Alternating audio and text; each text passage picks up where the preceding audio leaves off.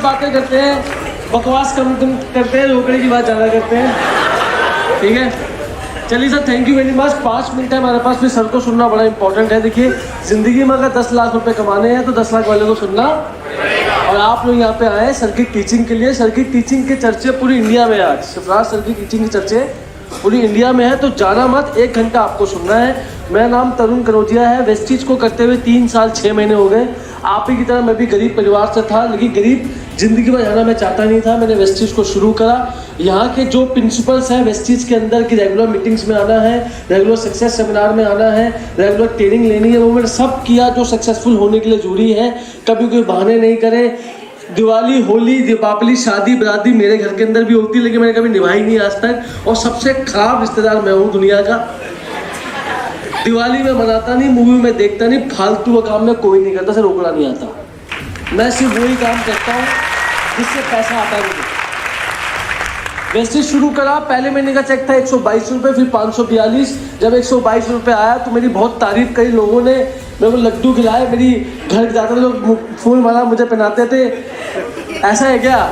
ऐसा नहीं है सर। लोग मुझसे पूछते हैं कि सर लोग मेरी सुनते क्यों नहीं है। मैं तो कमाता नहीं इसलिए सुनते थे लोग। तो कमा ले 5 लाख, पूरी दुनिया सुनेगी तेरी। हाँ है ना? तो मैंने कमाया 10,000 रुपये आया तो लोगों ने थोड़ा बहुत सुनना शुरू करा। फिर 25 आया, 50 आया तो लोगों के विचार मुझको लेकर बदल गए कि हाँ भाई ये कुछ कर सकता है। फिर 1 लाख आया तो मुझे खुद को लगा कि हाँ वाकई में मैं कुछ कर सकता हूँ। 1 लाख तो मुझे लगा था कि मैं कुछ कर सकता हूँ ज़िंदगी में। फिर 2 लाख आया, फिर 2.5 लाख आया, फिर तब 3 लाख रुपये मुझे आया तो मुझे लगा इतनी गरीबी मुझसे बर्दाश्त नहीं हो रही है, मेरे को कुछ करना चाहिए।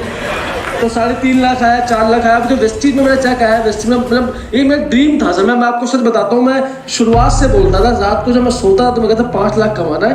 मैं चाहता था कि 5 लाख कमाने के बाद सर लगता कैसा है, मैं फील करना चाहता था कि ये 5 लाख कमाने के बाद आदमी चलता कैसे, मैं टेढ़ा हो जाता है इसलिए चलता है।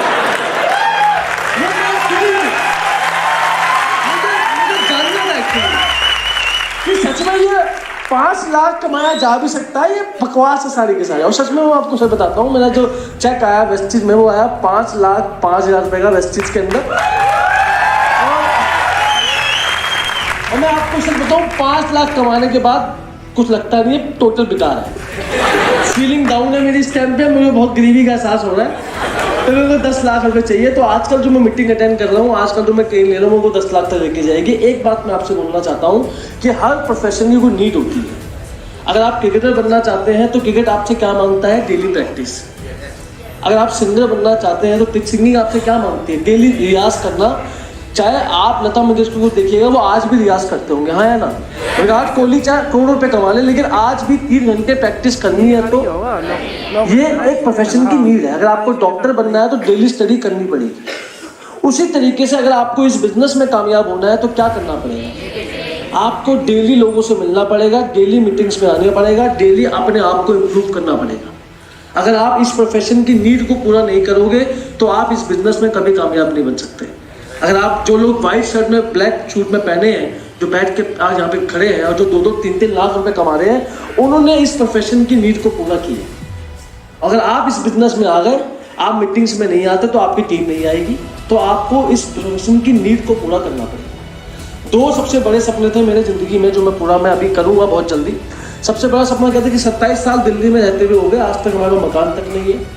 आज भी दादा के घर में हम लोग रहते हैं। प्रॉब्लम क्या थी कि बच्चे पैदा हो गए, बच्चों के बच्चे पैदा हो गए, तो वो तो घर बच्चों के लिए था। अब बच्चों के बच्चे पैदा हो गए, हम कहाँ घुसे? और मेरे घर की एक खासियत है, घुसते ही खत्म हो जाता है। सामने दीवार है ना, घुसते ही खत्म हो गया हमारा घर। 50 गज का है, क्या करें यार। और आज मैं वेस्टीज से इतना कामयाब बन पाया कि बहुत जल्दी मैं वेस्टीज से ढूंढ रहा हूँ। बहुत जल्दी सर से मेरी बात हुई, बहुत जल्दी वेस्टीज के में इनकम से लगभग 70 से 80 लाख रुपए का दिल्ली में खुद की इनकम का खुद के दम पे मकान लेने वाला हूँ। ये बहुत बड़ी बात है। अभी ये शुरुआत है, अभी 26-27 साल की उम्र, अभी ये शुरुआत है। लोगों में 35 साल की उम्र में बनाता हूँ 15-20 करोड़ रुपए की प्रॉपर्टी।